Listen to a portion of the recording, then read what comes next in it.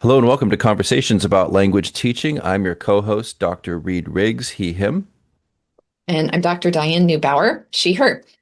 And today, Reed is leading this episode because we have an idea coming from Reed. But Mhm. before we get into word repetition as a topic for this, do you have any mentions, Reed? I do have a mention. The fantastic Michelle Whaley emailed me and asked if we would mention a really great in-person training relevant to last week's episode, but also the sort of a topic that we think we don't mind repeating over and over about how important in-person training of a certain kind of hands-on variety is worth describing more. And so I love that she included a description Hmm. of this. It's called TCI Oregon. So TCI is going Hmm. to stand for teaching for comprehensible input, teaching comprehensible input, Teaching with comprehensible teaching input. with, okay, Mhm. teaching with comprehensible input, Oregon. There's a link we'll provide in the show notes, but I want to read the description because I think it's useful for whatever teaching paradigm you're following to think of this or your own hands-on version of whatever it is you want teachers to walk away with. So I'm going to read this description of what they'll be doing at the conference. The full day is three parts. First, a Russian demo class during which you experience the techniques used to deliver comprehensible input. Then Laurie Clark helps teachers break down and practice the techniques and strategies used in both the demo and the afternoon observation of an ongoing intermediate mid Spanish class with main TCI conference leader Skip Crosby. You'll watch and participate in calendar talk, classroom routines, clip chat, special person, story asking, story listening, rejoinder use, embedded readings, write and discuss, and more. The early bird deadline ends on April 30th for $299. Redmond is in the high desert, and there is no end of fun things to accompanying families to do while teachers are in class. Mountain biking, hiking, lakes, climbing all. Let's see, climbing all. Oh, okay. Mountain biking, hiking, lakes, climbing, all draw visitors to the area. Thanks, Michelle. So, Michelle, best wishes to you. I hope people hear this and get the word out. Yeah, for sure. So they're doing a model where you're a student in a new language. Presumably, most attendees won't know Russian, but Michelle is a Russian and a Spanish language teacher. So, and then they break that down and work with Laurie to kind of get what are those skills that we observed? How does that work? How does this all get put together? And then watching Skip Crosby with students. So you're both observing a teacher with other students and being a student in the language classroom and getting coaching and I think some experience trying out the things that you're seeing in the classroom. So that's powerful. It's a Yeah. combination of experience for yourself as a learner, observing learners being taught, and explicitly breaking down and talking about becoming aware of and noticing Hmm. the things that the teacher did, which, Yeah, it's a which is little a big when you deal. yeah, when you watch someone who's good at something, like when you watch an expert swimmer or bowler or runner or ice skater, it's really easy, I think, just as a human to feel like it looks easy and say, oh, okay, Hmm. that all flows. Yeah, yeah, yeah. Okay, okay. Yeah, I see it. I see it. But then when someone says, okay, well, what was the first thing they did? And you go, oh, I don't know. Okay, well, Yeah. what was the sequence when this little breakdown happened? They were just so good at it. I don't know. That's why you want Yeah. that breakdown and the discussion Yeah. to, And then those little micro skills and micro practices are the things that you can start doing yourself as you're learning a new approach to teaching, or you're just modifying approaches that you've already been doing for years, adding a little thing. But it's like those little tiny moves that you make that build up into the big flow. It's a, kind of the concept from the ACTFL publication that's high leverage teaching practices. They're looking at like 10 different things and trying to talk about like what are the micro level ways that people carry out those things like um, comprehensibility of target language use and building a classroom discourse community and all of that kind of thing. So this aligns nicely with that yeah. kind of book and that kind of thinking too. I've been going to these kinds of trainings, sometimes just at an ACTFL session or a Southwest COLT, the Southwest Conference on Language Teaching, which is my regional conference, or sometimes at Hawaii Association of Language Teachers. Someone will put on a Spanish demo. I get something new every time, and I've been doing this for 10 Hmm. years. And the people who I talk to who keep going keep saying, "Oh yeah, there's always more." Like I Yeah. could stay in this forever, and I'll always Yeah. catch little things where I Something say, that you're ready "Oh, for that that's time. something I'm ready for, something I'm ready to notice or ready to do, or that ties into what I need at the moment." But there's always, Yeah. and every person has their. I think of it like improv class, where Hmm. you should never expect everyone to converge on one set of methods or one set of styles of acting. Like you always watch new people because new people always bring their own little unique things, their own little unique spins on how to do things. And you go, oh, I want to do that. Yeah. Or you watch some Yeah. and you say, that's not for me, but you have Yep. choices. Yeah, but that too is learning that's worth doing. So it's like the getting a chance to reflect on your own, oh, I would do it differently. Yeah. That too is a Mhm. really important and powerful step of Yeah. learning. Yeah. So, Or when you get back to your classroom and you start to do it and you go, oh, based on my people in front of me, here's a little alternate thing. I'll do it this way. It's like mhm. the change happens when you do it. Yep. So today's topic Oh, is yeah. I Oh, did oh, I did Diane, do have you have another any mention, mentions? even though Diane, do you have any yes. mentions? Yeah. Yeah, one of the things that I've been doing recently that does relate to language and to language teaching, I have been following some accounts online where there are people that are teaching their pets, either a cat or a dog, to use, I'm going to get the abbreviation wrong. It's AIC or AAC. It's buttons that assist, it's augmentative, assistative communication, something like that. So they train their animal, like, what does this word coming out of this button sound mean? Over time, they start to teach the animal about, if you press this button, I will respond to the meaning of that word. So they're hearing the word of their own owner recorded into this little button. So there have been buttons similar to this used for people who are nonverbal and need to communicate more effectively. And so special education has used things that are of this type where people are not verbal.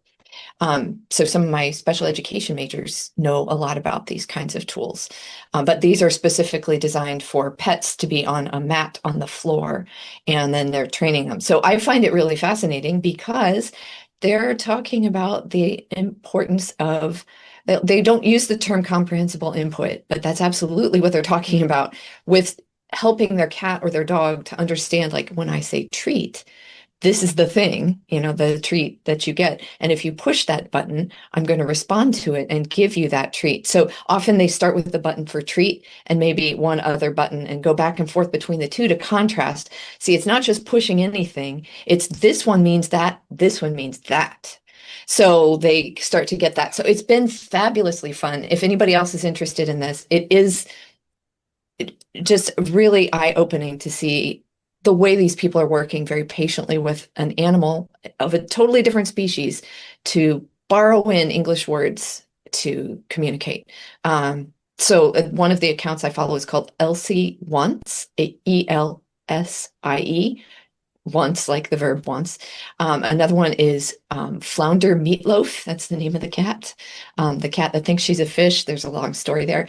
Another one that I started following recently is just someone new with introducing a new cat to the buttons. And the very beginning of training with that cat, that has been fun. Pixel and Friends is that one, Pixel. So I found them on Facebook, but I know they're on Instagram and YouTube as well. I have a funny personal connection. So Johnny Devine was a classmate of mine at the University of Puget Sound. We went through college together. We graduated together. I noticed this dog thing popping up on YouTube probably, I don't know, like 5 years ago maybe. And is we're friends because we actually started, we jumped on Facebook when it was just for college students. And so then I noticed that it was him doing this and he was commenting on it. And he was one of the first that I noticed on Facebook doing this. So I'm not going to say that he started it because I haven't looked into that. But it's been fun seeing a friend of mine, or an old college classmate of mine, Yeah, is an that the What acquaintance. About Bunny account? Bunny, I think you yeah, said, yeah, Bunny's Bunny, the dog. yeah, It's a big Bunny, poodle, yeah, I yeah, think. Bunny, yeah, Yeah. yeah, yeah, yeah. Yeah. That's, So yeah, it was kind of yeah, neat to say, oh, another good cool. one. Yeah, like Yeah. cool. People that I went to school with are doing cool stuff. Yeah. But that's not the main thing. The main thing here is that there's so many people doing it, and you should check out, the best hmm of. Yeah, and there is research ongoing with some of the pets that I'm following. Actually, the buttons can record the presses, and they're working with researchers in California on, how does this work, and what are they Yeah, understanding, and what develops over time with My button interest using immediately animals. was like how far can you get a cat or a dog to resemble what humans do with language? Hmm. And so yeah, you and I have talked about do they are the semantics of the word, like the meaning of the word, what the human thinks the word is. Another question that I've had for a while is are they where it's the human asking the animal to adapt to the human language, and it's typically English that we're watching. And I've been thinking, is Right. there Happens to be. something more optimal that might fit the animal that the human might need to adapt to, such as a different type of sounds that just aren't even human mouth sounds, like some sorts of Hmm. But vibrations for or something. the human to make cat sounds or something like that, Could be cat sounds, it could be Mhm. scratch sounds, it could be, and Yep. as long as they're both understanding the button, Yep. then it should be an optimal system for both. It's just funny to me how like purely 100% English Yeah. words It's the human buttons are. centric. It's very human centric. Yeah, like Yeah. extremely. However, Hmm. the folks who use these talk about it, it's assistive Hmm. or yeah, I guess that's the right word. It's not replacing the regular body language, the regular sounds of the animal, or Mm, the way that they mm, operate. They're using all of that to help interpret. Now, when you pushed this button for sure. outside, are Hmm. you telling me you see something out there or that you want to go out there? Or like they're looking at the body language and the way that those things express Yeah, their, yeah. That's it's fantastic. Yeah, it's really really yeah. interesting. So yeah, I'm glad you're following it. You kind of Yeah, it's fun. help. I now have a cat, and so I am doing the very initial stages of let's see if I can get her reliably to understand what some certain words are. So Mm, words that I'm using on a regular basis with her. I'm trying to really focus on it, and yeah. as she does the things, so like I use Chinese with her sometimes, and so I we play with this little stick toy, Hmm. and I to every as we're playing, I say "wan wan." Hmm. Yeah, 我们玩了. Play, Oh, play. 你喜欢玩玩? You Yeah, like to so play. Hmm. so that hopefully if she like acts like, huh, she's acting like she wants to do something and I say one, will she start to respond? So far, not to that one, but I think she has figured out treat, which I do say in English Hmm. because I don't know a good equivalent in Yeah. This Chinese. this is going to tie into our topic, and I think it's something to come Hmm. back to Yeah, after definitions. that's why I was I letting it go a little bit. Yeah. Yeah, yeah, yeah. And you reminded me of something else that is very similar. So I'm taking care of Emmy. Emmy is our second daughter. Emmy is 9 months old. And when I'm in charge, and we she has to go down for naps a lot. She gets up in the morning, she has a quick feeding, back down to sleep for like an hour. Wake up. It's a cycle of like 3 hours at a time. She like sleeps every 3 hours for like an hour. And it's because their little bodies are growing and they get exhausted from There's a all lot that going work. on. A lot Yeah. going on. And just cognitive stimulation, so everything's Yeah. new. So when I need to put her down, I don't expect that she understands any language except there's a little chance. This is what I'm not consciously thinking of my own thinking. On occasion, I do though. And so what I've noticed is that I say ngo, ngo gan ngo. And so I'm petting her back and saying ngo, ngo gan ngo, which is what I know my wife says to her in Yeah. Vietnamese, which means sleep, sleep, child, sleep. Oh. And it's not that I'm trying to teach her Vietnamese. There's no language policy that's the Yeah. driver of me saying that. It's I'm trying to get the best possible chance I can at using any sort of verbal communication that she would understand. And I'm just going like, well, she's used to hearing no, and so I'm just going Mhm. to go with what she's used to hearing. That's Mhm. it. I just need her to sleep. And Yeah. so, I'm not going to complicate it. I'm not like trying to complexify the grammar. There's no language teaching goal when I'm Right. trying to get her to sleep. The goal is to get her to sleep. But I end up using Vietnamese because I know that's what she hears constantly, way more from my wife, because my wife's been doing it since she was born for 9 months. So like, I don't know, 6 times a day times 30 days in a month on average times nine is some big Yeah. number. Yeah. And so and again, it's not that I know she understands that. It's that I think she has the best chance at understanding that if she understands anything. Right. And maybe just petting her back is because I see that Hmm. work. So I'm Yeah. just using like my full Yeah. And then arsenal.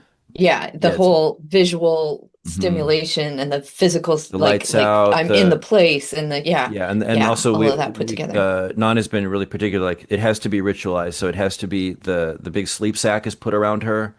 The lights are out. It's like she's seeing every possible visual cue that it's time to sleep. Hmm. And then the language is just this extra thing. And I think from my wife's perspective, she's being intentional about a language policy. Like she does want our daughters to understand Vietnamese. There's big communication Hmm. needs for that, like to talk to grandma, grandpa. There's Yeah. cultural desires in that. Like there's something more like an explicit language policy coming from my wife. But I caught myself after I don't know what number of times doing it. I was like, oh yeah, I use Vietnamese every time. And it's interesting that I haven't been thinking about this as a teaching goal. I just need her. Hmm. It's a sleeping goal. It's an action. It's a task goal. I need her to sleep. Yep. Yeah. So that Yeah. repetition ends up happening, Hmm. Yeah, and that's so your what's task provides the natural context to repeat yes, the use of these yeah, very limited words in this case. very Likewise limited, with me, with my cat, right? doing just a few words that I'm like, okay, this is a need we have.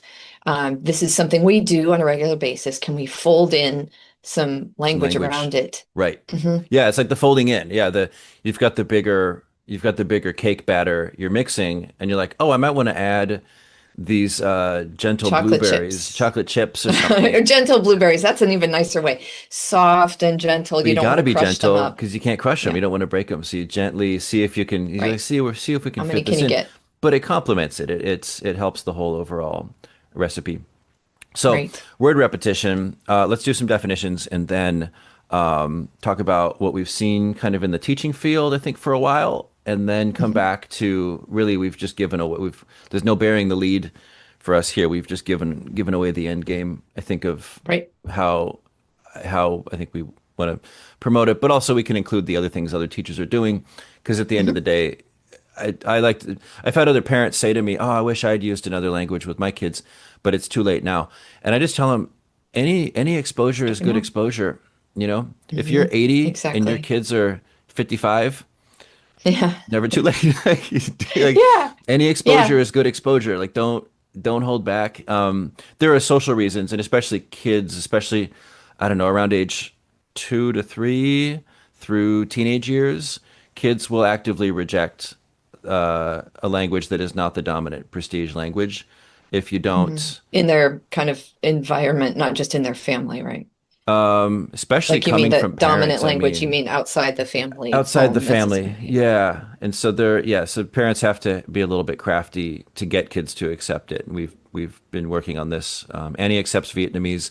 She doesn't accept when I try to use Mandarin or Spanish or French with her. She goes, "We speak English," and I'm like, "Annie, we're going Oh, to use all wow. these different languages." And she's like, "I don't speak those languages."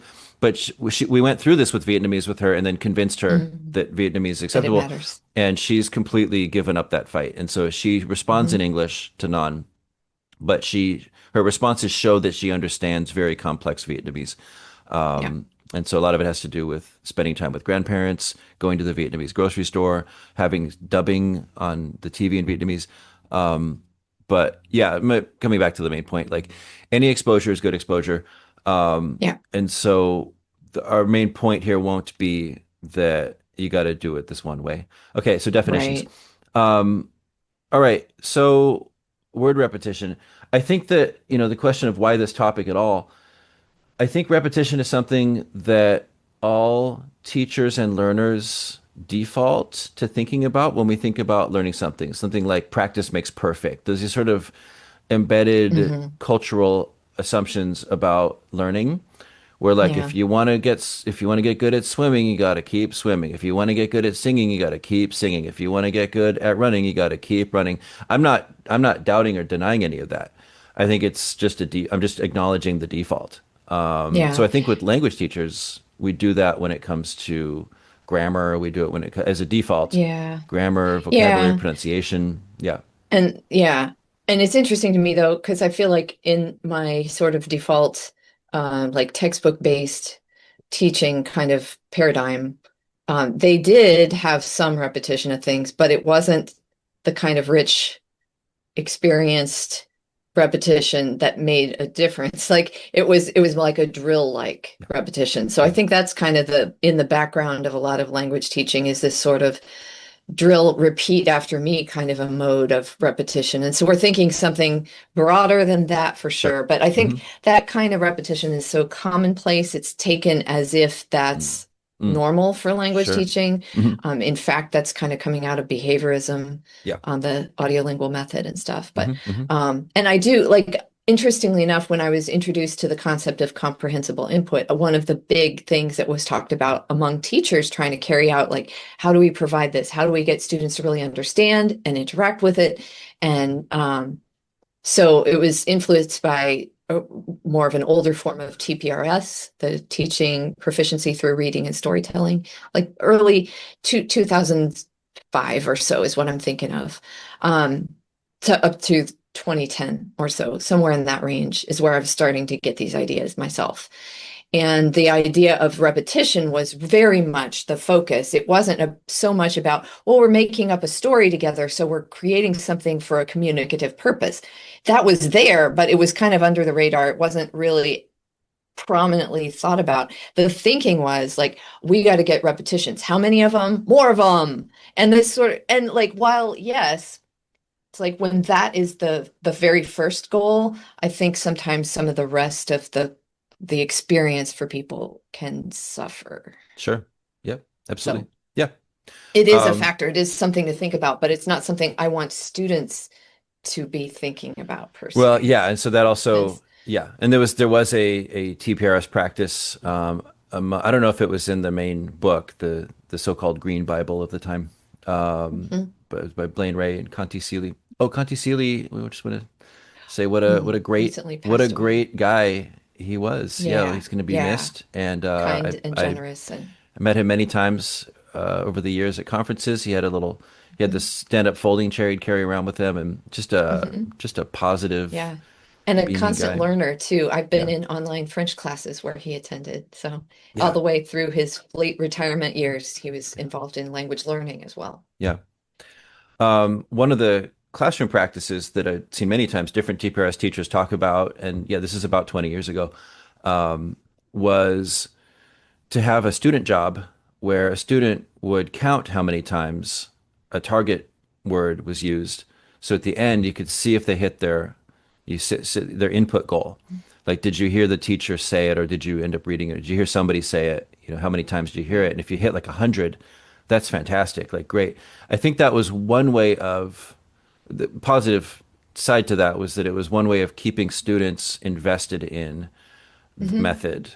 So it's not just we're just sitting here where I can like drill at you all this input, but you are aware that we're intentionally trying to drill at you all this input um, Yeah. through Yeah. And stories. Yeah. I did that with my middle schoolers at the Mhm. first school where I was Mhm. trying out some of these ideas and I had students tally. We even did it that we would make an estimate at the beginning of class and see who was closest. And I gave them a little pack Mhm. of Chinese Yeah. candy at the end of the day. There you go. So, I mean, Sure. like I really made this Yeah. Yeah. Yeah. gamified, Yep. but what it did help me to start to do something that I do think of now, and that's kind of the sheltering Hmm. of language. Like, what do my students already know? Yeah. What can I do to continue to stay pretty much within that? Hmm. So as we're talking, I'm not going so far out everywhere, Yeah. but I staying pretty close to things. It naturally then means that we're going to repeat some words because Yeah. we're trying to avoid, going Yeah. wildly off topic or into new Yeah. vocabulary needs. So Well, this is actually a good time to bring this up. So you and I were talking maybe a month ago that like does the term sheltering and the way we often talk about it in our teacher circles often refer directly to the reusing like the high reuse of known words, or does it mainly refer to avoiding new words? And it typically mhm. is talked about more in terms of you've got some new words that you want to introduce and you You avoid kind of, having too many new words. yeah. And I feel like what's missing then is the push, the attention on using what students already know. And so Hmm. either my thinking is either put that into the definition of sheltering when we talk about sheltering, or have a new word such as accommodating. And then just talk about both. What do you do with new words? We shelter new words. Don't have too many new words. What do you do then with language the students already know? That's the accommodating piece. Yeah. You Use all of it as much as use possible. yeah Yeah. like really be yeah because if your attention is too much on new stuff and you're sitting there like the whole class period going like how do I deal with this new word and make sure they hear this new word a lot, but not too many new words? There, our class period was well spent because we Mhm. spent the whole time just having a few new words, but not too many new words. What you've Mhm. missed is reusing what they already know. And so if you keep doing that forever, then you're not using what they already know. And it's not likely that they're going Right. to do much with their acquisition or development Right. with the stuff Right. that they're no longer hearing. Yeah. It reminds me of I have this like this way of conceptualizing the kind of the way that a lot of textbooks will do like units where it's like a train car and then you go on to the next unit so it's the next train car. There's not much connection, a little bit, but and then there's another train car and it's like you're not reusing the previous train car's stuff Yeah. because you moved on. Yeah. And and instead like a cloud. So if you're starting out with the core of a cloud as the kind of the vapor kind of expands, you keep on using this core stuff too. So it's just getting a little bit bigger and morphing into a broader shape, but you're still retaining. So like that idea of like, let's keep using the language that our students do know, Hmm. letting them hear it Hmm. again. Hmm. Hmm. And not for artificial reasons, but like, okay, what's these are now possibilities. Like, so if we're looking at a video and there's people the thing that came to mind first was there are people walking on the Great Wall. But I happened to see like, oh, look, there's somebody wearing high heels. Let's throw in like they know that word from some other random reason. Yeah. Yeah. Um, oh, did you notice? Wow, there's somebody in high heels on the Hmm. Great Wall. Hmm. Hmm. Like these little, it can be just these little one-offs, but it also Yeah. can be expanding the kinds of ways that we talk as we're Yeah. folding gently these new words into It, what they're it saying. there's something amazing about human brains, and I'm not saying that every teacher has this competence to a high level, but I do think that it's human to have this kind of competence that I'm about to name, which is that we're able to track what other people know based on our experience with them. And Yeah, not that it's we're always incredible. all good at it all the time. Like we do in conversation with friends, we'll forget that we told someone something already about, some event that happened. Hmm. But with teachers, what I find I'm able to do a lot is I'll notice something in a picture and I'll say, I think we've talked about this kind of thing before. And I think we used, even at the word level, like I think we've used this word to talk about those things. But then that Yeah. tells me, oh, we have access to that thing then because I can use words they already know. And Hmm. so I And remember and surfboards, so we can point out surfboards again. Yeah. yeah, and students will bring up those things too sometimes for me, Mm-hmm. where like, oh, they know this word. Okay, yeah, let's bring it on in. I forgot that they did, or how did Yeah. they know that? Or and especially in teaching students who weren't starting from square one with you. I often did have students like that, Yeah. but ones where they came in with other experiences and exposure to the language that we're learning together. Yeah. Um, that can sometimes be student initiated in a really positive way too. Yeah. And this comes to something else that I've noticed that I hear this from a lot of different types of people. I see it on YouTubers, this idea of spaced repetition.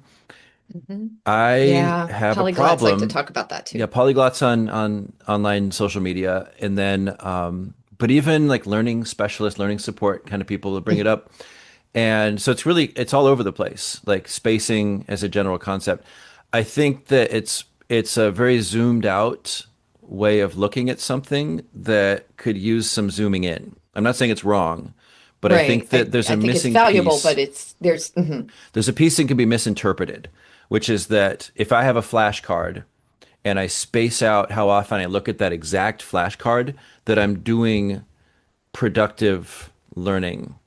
And I think that's missing something big. So if you have a new picture and you notice high heels that are off to the side and then you bring it up, importantly, this is a new context. And what you're doing for your students' brains is you're showing that that word also can be used in this new context. Yeah. However, there are lots of times where a student might try out a word and you go, but in We this don't say context, that. it's not quite that. We have a Yeah. different word that you need for this context. And so you wouldn't notice it outside of, you wouldn't notice it outside of situations where you have to change to a different word or change a different phrasing of how you use that word in this new context. Hmm. Because if you do get to use the exact same word in the exact same kind of sentence for this new context, then we'd think, oh, okay, we can just generalize to the point of like, I'll use it everywhere then. Hmm. But what's important is that you actually are confirming, oh, yes, you can say that here too. Yeah, As you keep true. going across You're, new context, then you start to hit points where you can't, and that's refining the usage to the yeah, student. Yeah. yeah, yeah. So it's kind of honing that mental model that they're developing of Yeah. the language and how to use it, How to use it, where it can be where to used, where do it it. can't be used. And this happens all the time with my most eager students is they'll say, they'll uh if the Chinese word Mao Chu came out, they'll blurt out Hmm. a word and I go, "Oh, yeah, yeah, yeah." And sometimes I won't even correct it where I'm just like, "You communicated, I understood you, and we're good." Right. I might recast. I might come back to it a little bit after that immediate turn by turn interaction and then talk about it a bit more in more conventional ways of talking about it. And at that point, that student might say, "Oh, but can't I also say it my way?" And I'll say, "In this context, it's that would sound weird." And then usually they want to know why. Hmm. And if I can give a why, like it has this meaning that you didn't intend, or this has something else going on. Right. But otherwise, I might say, people just usually talk about it this way in this context. Yeah, there might So not be a clear reason. It's yeah, this is what's the habit yeah, developed by a large community of language users for many years. over a long So history, yeah, and this is yeah, just and what it they could say here. shift, but Yeah. it's not right now. So yeah, if you Well, choose to talk in a different way, you might sound like, hmm, and you could even be misunderstood. yeah, yeah, So like I think of that in like in English, like I have 13 years. Like I think I would understand.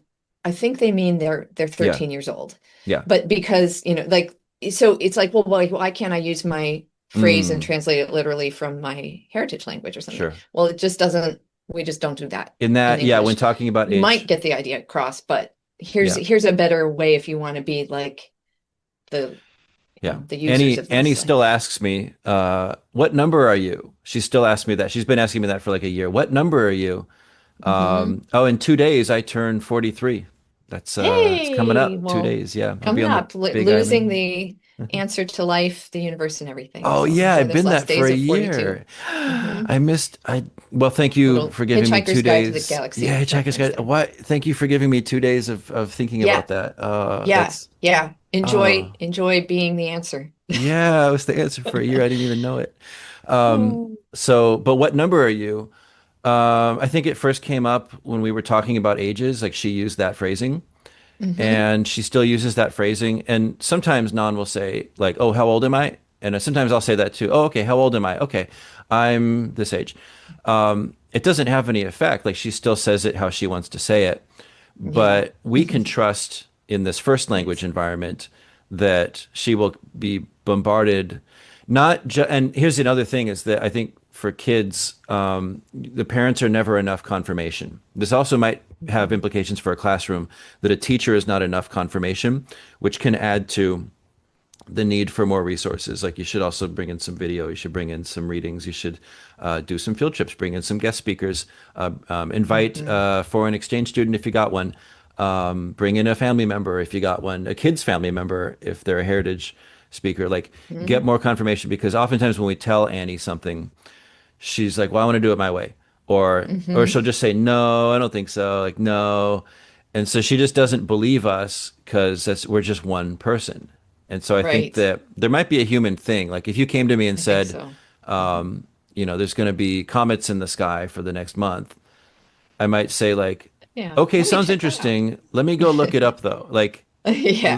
you are not enough. Like Yes. you, just the input, just that from you. I got to see it somewhere else. I need outside confirmation. So I think that that's what's Hmm. going on with kids. That also might be happening with our learners, which is interesting psychologically. And then you might want to have more like outside media to get Yeah. more exposure from just the teacher.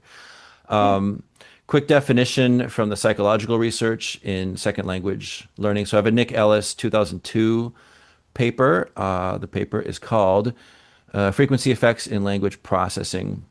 And I pulled this up because he gives these definitions that to me, I needed something when I was working on my dissertation. I needed something. I was looking at repeated input in a classroom because I wanted to try to tie classrooms that I found relevant to this sort of very theoretical research, to say, hey, you guys are talking about second language learners' exposure to input, and especially the what they call frequency effects. Like, what does repeated exposure do for the learner, and how do we explain the underlying mechanics of what it's doing?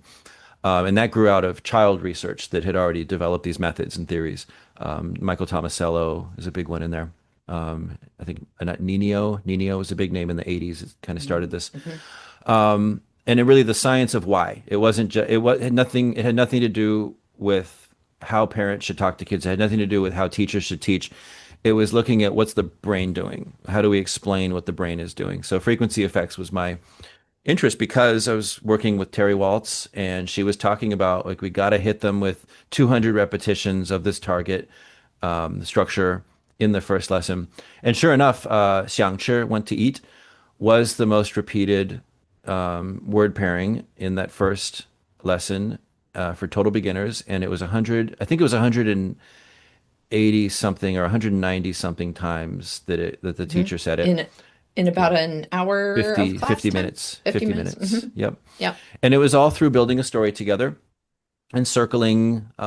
These were all different things, and we can come back to Yeah. circling. So asking them questions about which person did this, or did the person eat, or did the Yeah, story person events, look story at the information. thing? Yeah, Okay. it's like Yeah. reviewing Hmm. story information. Maybe that's Yeah. So yeah, I wanted to throw that in so that, yeah. again, it's not that repeat after me thing was happening. No. It's that there were No. questions, there were statements, there were slowly building details of somebody with a story that was themed about something that they Yeah. wanted to eat. But also Hmm. with on the front burner for the teacher, you have a target verb that you're trying to get them to hear as many times as possible. This not Right. incidental, it's the goal. Yes. Like it is the Yep. central goal is get them to hear it. How do we get them to hear it? Well, that's this back burner thing of building a story Yeah. together. The So now story we have a building a story story together together. supports the repeated input of the target structure. Yeah. And Hmm. I'm not knocking this at all. I think for total beginners, Hmm. it lets them feel comfortable. It does show effects. Like they would do free writes. I would pop in as the researcher, as the grad student, and say, okay, it's you know, formative assessment time. I forgot what they called it. It was like retell the story time, and I'd pass out blank paper and say, rewrite the story or rewrite your own or write your own story, but see what you can use from language. Now they had all these words on the wall that they would look at. None of it was in order. It was just isolated words on the wall the teacher had been pointing to, but they'd put together pretty grammatical sentences that just matched the grammar of the simple sentences they'd been hearing from the teacher. Hmm. So we were seeing we were seeing that it was effective for those beginners. I think what's missing in the longer run is demonstrations of conventional usage. And I'm not saying you have to jump into native speaker complexity from the beginning or anywhere through any novice or intermediate stage at all. Keep it way sheltered, keep it way accommodating. But to see the many variety. Now, one thing that the targeting was doing was also showing many contexts of use, but it was a narrow collection of contexts of use. Hmm. When I had used Xiang as in a reading I made myself to test their reading, I used it in a different way, which was they were using it as Thanks, meaning that. to want to eat, 想吃, to want to eat, 想看, wants to see. I used it as a quotative, 他想, thinking, colon, and then Hmm. quote the thought that they thought. Yeah. And I think it was Terry and her assistant Christine. Christine was the reading teacher, and they worked together. It's not her assistant; they were both teachers. And both of them said you can't do that. They haven't been exposed to that usage of xiang, and so there Hmm. was intentional limiting of like context that would affect the meaning of that one word, which I think you're missing out on if you move on to a new word. You're like, oh, they've already acquired that word through targeted input. Yeah, So but now we they've can maybe move on to acquired new it words. for a specific context Yes. until you start to show them, Yeah. yes, that same chunk fits into these other contexts Hmm. too. And or when you put Yeah. it in a new context, it's going to have a pretty different meaning. Like Yes. that's also what needs to be happening. Hmm. So I want to go with Nick Ellis's two definitions because just to tie it to research, I'm not sure what we'll do with this, but I'll just offer it because it seems relevant. So in this branch of research, typically called usage-based approaches, we have token frequency and type frequency, and I'll define these real quickly and then tie it to what we're doing. So token frequency, I'm quoting here on page 166, and we'll share the link in the notes. Token frequency is how often a particular word. So, sorry. Token frequency is how often particular words or specific phrases appear in the input. Type frequency, on the other hand, is how many different lexical items, those are words, can be applied to a certain pattern, paradigm, or construction. They give an example here. They say, for example, the regular English past tense ed has a very high type frequency because it applies to thousands of different types of verbs, whereas the vowel change exemplified by swam and rang is much lower type frequency. They get into other researchers and what they said about that, but basically, if you have a very high token frequency of xiang, which is you hit it 188 times or whatever in your one lesson, but you only used it in this very narrow context that made sure the meaning didn't change. I would say it's a very low type frequency, and Mm-hmm. what you're not. And so what this article is saying, and what I think he's saying that a lot of this sort of psychological research would say is that you need type frequency, meaning you need different contexts to allow human brains to make generalizations and to think about where I can use it. But also, they don't get into it here, but I would add that also where to restrict it, where it's Mm-hmm. not going to be Yeah. used. Yeah. So, So that you don't overgeneralize it too. Like overgeneralize.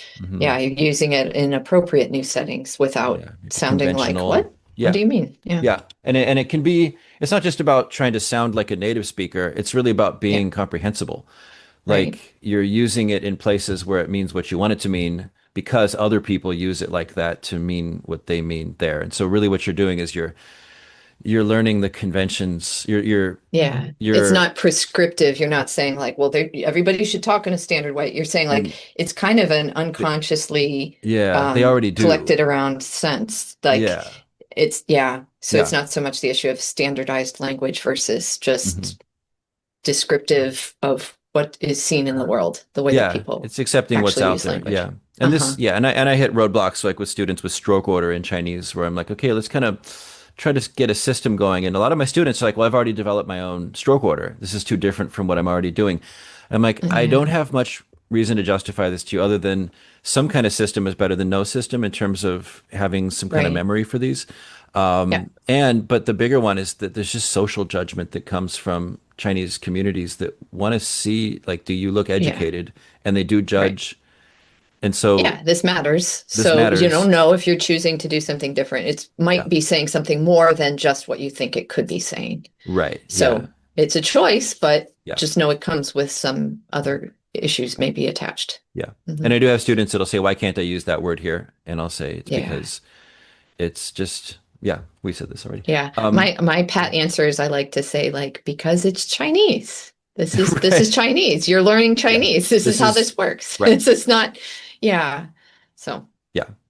So some solutions, I think I think one of the problems with circling, I wanted to mention this, mhm. that students will, By circling, you mean yeah, so that let's kind of define it real quick. formulaic version of Yeah. question asking, where it's It, yes, no yeah. question, maybe an either or, Yes. a who, what, where Yeah. kind of a question. Yep. And like thinking very much of asking these questions as a system to get through. So there's 12 possible questions about a Right. sentence, making sure you get a lot of those.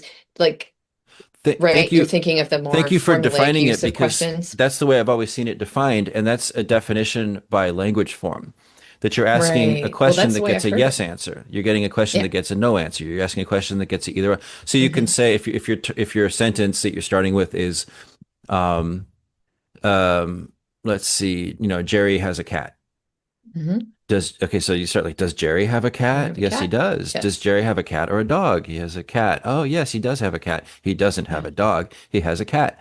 Does Jerry have a spider? No, he doesn't have a Mhm. spider. Jerry has a cat. What does Jerry have? Then we talk about like, oh, that's Yeah. the more cognitively complex and difficult one. Uh-huh. Then what we'll say is like, well, students they'll start predicting it, so you have to randomize them. Now, what this all leads to is pragmatics, meaning the actions that we use language to do, that really don't resemble any sort of interaction outside of this constructed This classroom language thing, learning. which Yeah. again, I think beginners love. Beginners love, Hmm. like, I understood that. Like, that's the reaction I get Yeah. from beginners. I love that I understood. I'm able to answer the questions. Right. Because we all know what the answer is. We just started from a sentence. Yeah, or I And understood the yeah. teacher's questions. I understood every word. That's very gratifying, I Hmm. think, Yes. to a And that's beginner. important to It's have that. important. Hmm. Absolutely. Yeah, yeah. So I think that like I have a place for circling. I think that it's great Yeah. for beginners. What we're And I missing think out it on, also yeah. helps us think of the possibilities of the kinds of questions available to us, Mhm. and helps us think about like the kind of how high order of a thinking skill are we asking, and how Sure. much language proficiency Hmm. do we demand of the answerer Hmm. Hmm. Hmm. if we're asking different kinds of questions. Hmm. So Hmm. I think it's helpful for that too. Hmm. I don't think it's helpful as a formulaic, like, now, oh, wait, I didn't ask a what question yet. I can't move on. Like, that's not how to do Sure. this. Yeah. Sure. I think that there's a meaning way to get at the Mhm. same thing, a meaning focused way to get at the same thing. So instead of saying I got to ask a yes answer question, I got to ask a no answer question, I got to stick with this target sentence so I can teach this target sentence. That's a very form focused, a language forms focused way of doing it. I think you can get at a Mhm. very similar set of interaction that's a bit more natural if you have something more meaning focused where the little micro task could be let's review our information so that we're clear on the details of Mhm. the story before we move Move on, so on. that Yeah. everyone's on an equal playing field, so that everyone Right. can equally contribute to the story. And if you do Yep. it like that, you'll end up asking sensical questions as opposed to nonsensical questions. Because if you Right. ask, does Jerry have a cat? That might be a clarifying thing that you could ask where people are Hmm. like, yeah, like, no, he does have a cat. Tell you, Mao. Okay, Yeah. he does have a cat. Great, we've clarified that. But once you've clarified that, it's a bit nonsensical to ask, does he have a cat or a dog? Again, maybe we're just clarifying more. But as you keep Hmm. pushing the circling questions, it's like, no, we're all clear. Why are you still asking? And if it's like, oh, so I can trip them up so I can get more input, that's a forms focused way of doing this that I think that Hmm. is missing out on some more natural pragmatics that actually have like turn by turn demonstrations of language use that are missing when we just do pure circling by that old Right. definition. And so if Yeah. you're clarifying information, then students like, oh, we're clarifying information, Hmm. and then That's a purpose of it'll be language shown. It's use. a Yeah. purpose of communication. So then, Hmm. if it's like, okay, does Jerry have a cat? Yeah. Okay. Does Jerry have a dog yet? He doesn't have a dog. Could Jerry want a dog?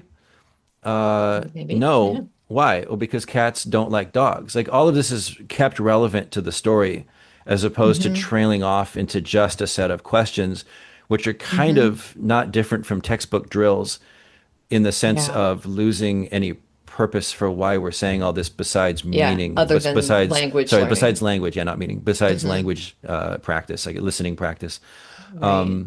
So something like that can be way more sensible. And it's okay to like we would end up naturally showing how pre-questions work in question when we if we're going to get at some main question, it's a normal human conversational thing to have a pre-question. Like, hey, are you busy right now? No, what's up? Oh, I'm wondering if you could help me with this thing. It's Yeah. like it's and it maybe it's not Yeah. that They you didn't already really knew just want to it. know, are you busy? That yeah, You yeah, know, exactly, that exactly. was leading to the next Sure. question. So like if you're swamped, well, I'm not going to go into this new thing. Right.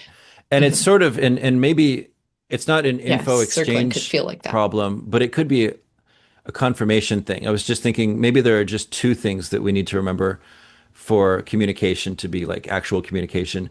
Are we getting new information or are we confirming information? And those are kind of Uh-huh. maybe the only two things we need to say, like, is this communication? Are we getting new information or are we confirming information to make sure it's relevant to what we're about to talk about? Hmm. Yeah. Detectives, I think, do this. Like, okay, you say Yeah. you said you Yes. were there on the night of this. Like, yes. Okay, well, then that has implications for what's going to go on next. Yeah.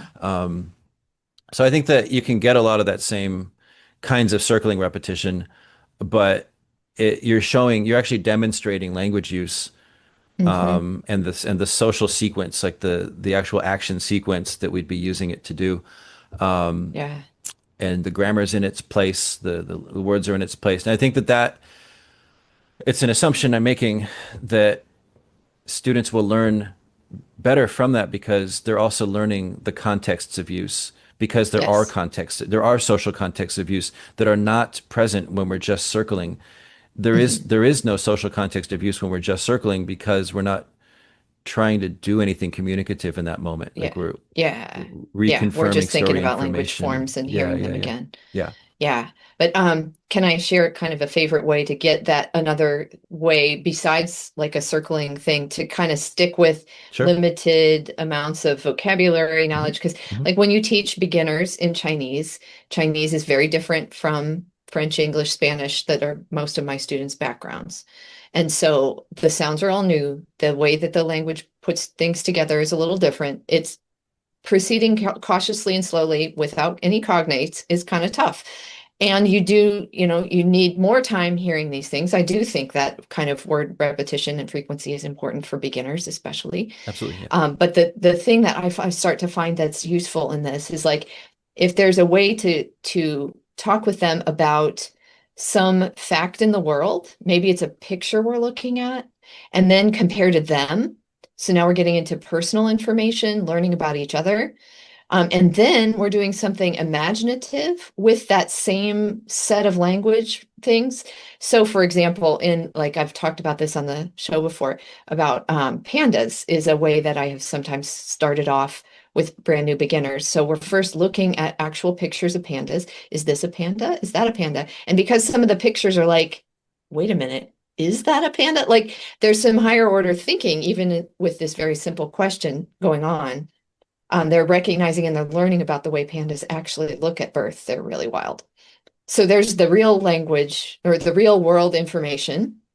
And then we're also asking some opinion questions of the people like, well, do you have a panda or do you like pandas? Or like, oh, you think this panda is big. Do you agree? Like this, you can keep it simple and sheltered, but because we're getting some personal information around those same discussion points, it feels fresh. It doesn't feel like there's like, oh, she's trying to pound a word into me. No, we're finding out about each other now. And then that third piece of being imaginative, like, okay, we have a panda. What's our panda like? Is our panda big? Is our panda small? Is our panda a mom? Is our panda a baby? Like you can, because now we're creating something through the language for our own entertainment or our own, like, so there I'm realizing these are the three purposes of communication according to Bill VanPatten, and that Hmm. um what is it, the informative, and then the like, Oh, well, I guess there's it's kind of not exactly the same as his thing. yeah, he called them, it was in Yeah. well around the topic. Yeah. So there's The cognitive informational, psychosocial, psychosocial, cognitive, informational, and then and entertainment. then maybe he kind of puts it down on the side like, well, maybe entertainment. Yeah, yeah, yeah. But I would want to lift that up a little bit, and Yep. we called it language play Yeah. before, Yep. using the language Um, to do something playful. yep. Yeah. So what you've highlighted here is a really fantastic sequence of doing different contexts, different Hmm. topic kinds of contexts, real world, then personal, then playful. To keep, you're sort of staying on a topic though. It's like if the topic is Yeah. pandas and something specific about pandas, like, how big are they? What do they look like? And then you just repeat that through these things. That's a very natural way to get word repetition that doesn't need to focus on the word repetition as the front burner goal, but Right. sets things up almost like a little home, like a small little home. Hmm. And I think as language teachers, we need to keep the It's language cozy. learning. Yeah, it's you've set up a cozy. I like the home idea. I'm Yeah, it's imagining one of those pictures from like a Celestial Seasonings tea box with sure. a mouse sitting and sipping tea with a little Yeah, fireplace inside a walnut or but something like the this. smallness of it is what's important. Is that it's not going to traverse a big area and then get crowded up by other things that are there. Like it's Yeah, you need very few words, but that's that naturally arises because right. your topic is so narrow.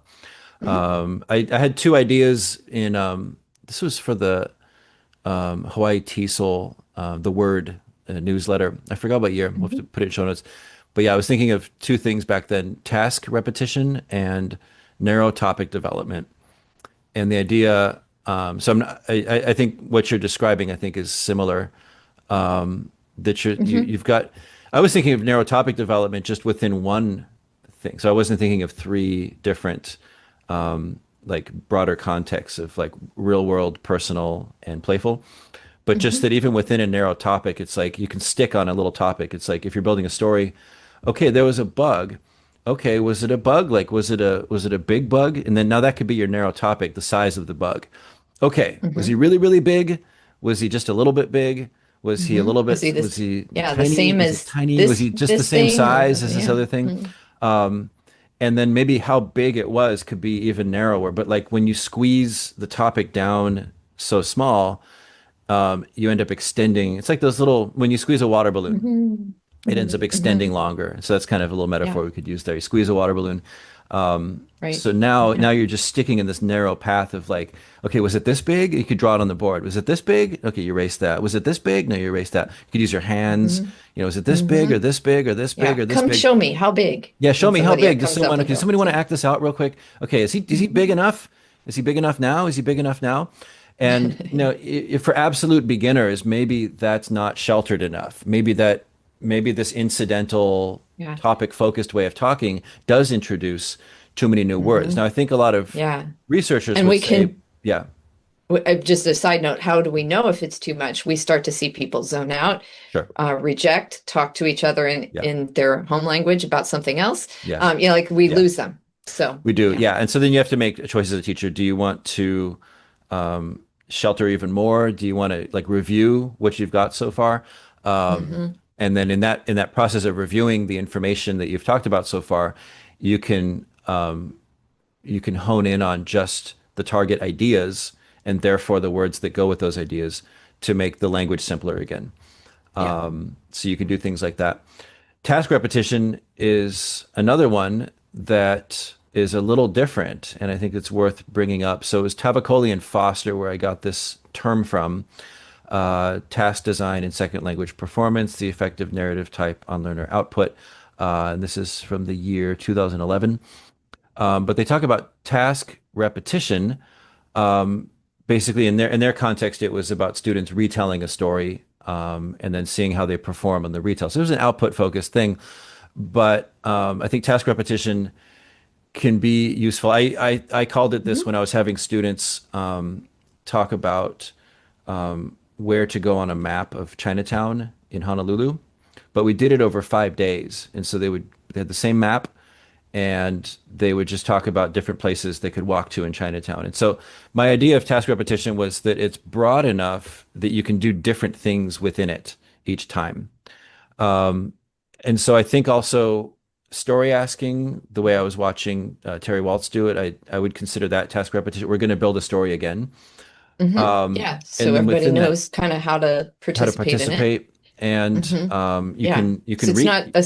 a scripted version of repeating. It's a task that repeats again. So there's something the same and something new each time. Think of Like a that's, task again as yeah. sort of like a home. We're going to revisit a home, but Yeah. we can do different Yeah. things in it. And it's Uh-huh. that's the critical part. So if there's a script and you're saying, let's read this script again, that's not There's that I nothing think that different. defeats Yeah. the whole purpose of talking about this notion of task repetition. Yeah. So if you're saying, let's do this general thing again, but let's rely on what we did the first time and do as much of that as we want to again, and then see where we feel like modifying it a little bit. Hmm. And students might initiate something new. The teacher might think of some new way to do it, but you can have the you can repeat as much as you want or you feel comfortable as you need to when you do the same thing again.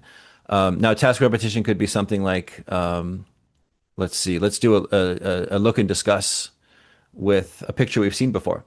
My Hmm. micro presentations where I have students revisit a text we've read before. They get to choose which one they want to do. So the students who feel less comfortable can choose a text they've already presented on. Students who feel more comfortable can jump into a new one. But micro presentations are something that's like at that level of task, come up and do a two sentence, I say 1 to 3 sentences presentation, and then answer my questions following up on it. I Hmm. pretty much ask the same questions every time for the students who need that. And then I ask more complex questions for the students Hmm. who I've seen that they want that and can handle that. But I think it gives you a lot of adaptability to revisit something you've done before. You were building scenes with students, having actors come up and talking about, is the panda big? Is the panda small? To do that again, hey, let's build pandas again. So you can get the same actors up, and there's something refreshing to students about getting to do something again, which I think comes back to that default of what we as humans expect learning to look like, learning in a Hmm. classroom to look like, which is like, let's, practice makes perfect. Yeah, so it's without actually doing that in the negative way that we were talking about at the beginning. Correct, So correct, yeah, correct, correct. But I yeah. think that it's refreshing when students feel like they get to do something again. Hmm. But then within that, you can support as Yeah, support's needed, uh, do new things as new things seem appropriate. That you kind of use your judgment as the teacher going on. yeah. So yeah, task repetition, I think, is another useful thing to, don't shy away from doing something again, even if it's starting with like, you've already done that exact topic. Like, oh, great, good. Students are going to want to Yeah. feel familiar. Yeah. Yeah. This triggered something that I have like a devotional guide thing that comes by email every day. So it's like a little Christian devotional thing. This is not the point of it. The point of it is that one of the thoughts that was in this recently, but I thought was really cool. I don't know if this is psychologically valid or not, but the person was saying like, memorizing is just putting something into your short-term memory. We want to rememberize it. Like that was the way he was talking about it. Okay. Like we want to build it into our long-term memory and our life Sure. actions. Sure. And like versus just like getting a little thing. And what Yeah. you just described felt like that same kind of difference. It wasn't just, repeating so that we can just perform it on spot kind Yeah. of without thinking. Yeah. We're like trying to rememberize it. We're trying to really put it in the whole thing. So Yeah. kudos to Sure. Sure. JD Sure. Sure. Walt's Sure. Okay. little message. Yeah. Yeah. Nice. Yeah, this idea of short-term memory and long-term memory, I see this come up a lot in education trainings that we get at our school. I think it's another kind of very zoomed out way of looking at things, Mhm. and it can miss that big picture of context differences when we revisit something that actually are necessary for the Yeah, learning to happen. And so when you come back to something, it shouldn't be the same flashcard or the exact same text again. I think there are not ideally. benefits. Or maybe I think like you could see it as like a little shoehorning, a little leverage to get you into some Yeah, other yeah, yeah. text that you Sure. need that word for. And like, oh yeah, I Yeah. remember that. Yeah. So when I see it, Yeah. versus just like going through flashcards constantly Yeah. is, yeah. I Want to think connect it to integrated yeah. language use. Yeah. And flashcards for a small stage are fine. Like I want to get ready to read this text, or I want to get ready to do this little thing. So I'm going to go through flashcards to get ready to read this text or to do some sort of performance in class. I think that for any sort of short-term task or short-term goal, flashcards and that sort of rereading are totally fine. But um, you're not done. Like when Yeah, you've memorized your flashcard set, right. That's not it's finished work of language yeah, it's learning. almost like, So, okay, so imagine an animator who's going to hand draw each frame that's going to then go together to make the animation. The flashcards are kind of sticking on one frame. Like you're just in that one frame, but it's not causing any sort of motion to like language in use, I guess, as this metaphor. Look at this mhm. kitty. For those watching on Yes. YouTube, we've got a kitty in front of us. Yeah, she wanted to come in the room. So, yeah, Hmm. she was scratching Ngogan, at the door. no, no, no, Yeah, kitty, no, not now. not now. Cute kitty. Um, so yeah, so I think that another way that we can talk about the task repetition. I was thinking if we repeat a story, is that it depends on how you want to define a task.